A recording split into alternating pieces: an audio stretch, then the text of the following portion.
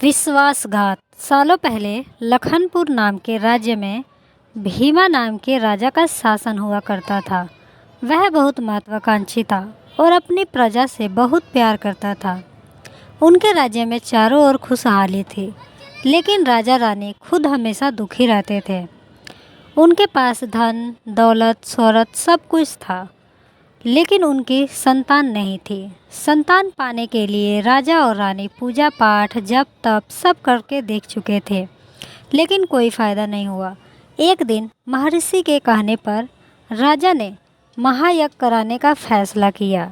यज्ञ और भगवान के प्रताप से राजा को एक बहुत ही सुंदर कन्या की प्राप्ति हुई। राजा रानी के साथ पूरी प्रजा खुशी से झूमने लगी। राज्य में चारों तरफ खुशी का माहौल छा गया।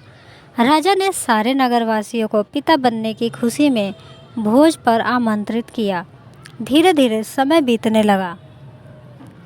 राजकुमारी बड़ी होने लगी। वह काफ़ी सुंदर और गुणवान थी।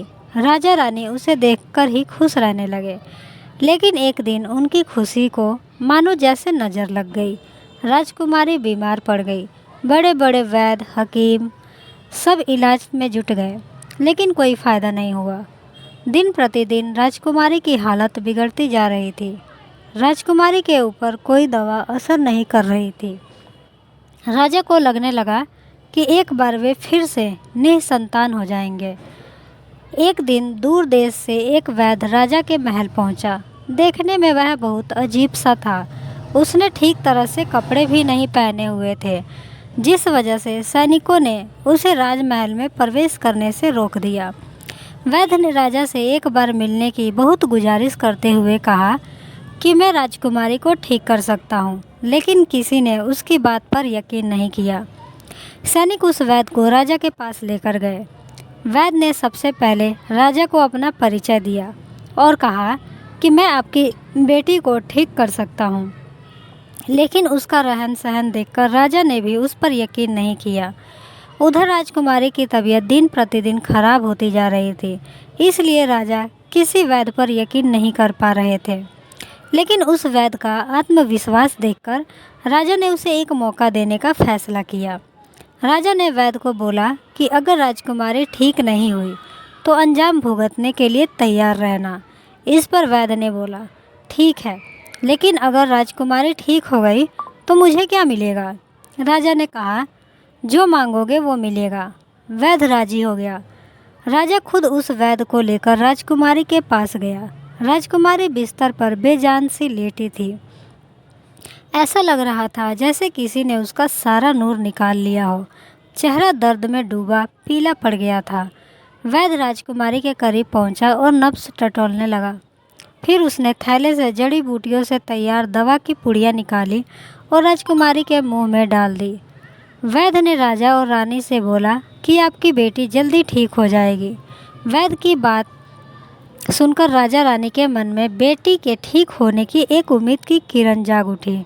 ऐसे ही इलाज करते हुए 2 महीने बीत गए। धीरे धीरे राजकुमारी की हालत में सुधार होने लगा। उसके चेहरे की चमक लौटने लगी। राजा रानी के चेहरे की खुशी भी झलकने लगी। एक दिन वैद्य ने राजा से कहा, महाराज, राजकुमारी अब ठीक हो गई है। ये 1 महीने की पुड़िया बनाकर दे रहा हूँ। इसे समय पर राजकुमारी को देते रहना। इसके बाद राजकुमारी पूरी तरह स्वस्थ हो जाएंगी। यह बीमारी दोबारा उनके पास नहीं फटकेगी। अगले दिन राजा ने वैद्य को अपने पास बुलाया और कहा कि वादे के मुताबिक मैं तुम्हें तुम्हारा इनाम देना चाहता हूँ। बताओ तुम्हें क्या चाहिए? वैद्य बोला, सोच लीजिए राजा जी, आप अपने वादे पर कायम रह पाएंगे? राजा ने बोला, तुमने मेरी बेटी को स्वस्थ किया है, बोलो क्या मांगते हो? वैद्य ने मुस्कुराते हुए कहा, आपका आधा राज्य और बेटी का हाथ। इतना सुनते ही राजा आग बबूला हो गया। उसने कड़कते हुए कहा कि तुम होश में तो हो? अगर तुमने मेरी बेटी के प्राणों की रक्षा न की होती तो तुम अब तक यमलोक पहुंच गए होते। उसने सैनिकों को आदेश दिया, इसे राज्य से बाहर निकाल दिया जाए। वैद्य कुटिलता से मुस्कुराते हुए वहां से चला गया। इस घटना के कुछ ही दिन बाद एक दिन फिर राजकुमारी की हालत बिगड़ गई। उसका शरीर नीला पड़ गया। आनन फानन में राजवैद्य को बुलाया गया। राजवैद्य ने बताया कि राजकुमारी को जहर दिया गया है, इसका तोड़ किसी के पास नहीं है। कुछ देर बाद राजकुमारी ने दम तोड़ दिया। पूरे राज्य में मातम छा गया। राजा रानी शोक में डूब गए। छानबीन में पता चला कि वैद्य ने राजकुमारी को 1 महीने खाने के लिए जो पुड़िया दी थी, उसमें से ही एक पुड़िया में जहर था। वैद्य को पहले ही शक था कि राजा उसकी बात नहीं मानेगा, इसलिए उसने एक पुड़िया में जहर भरकर रखा था। उसने सोचा कि अगर राजा शादी के लिए मान जाता है तो वह जहर वाली पुड़िया हटा देगा, लेकिन अगर नहीं माना तो इसकी सज़ा राजकुमारी को भुगतनी होगी। और वैद्य की चाल कामयाब हो गई। कहानी से सीख: अगर किसी से कोई वादा किया है तो उसे पूरा ज़रूर करना चाहिए।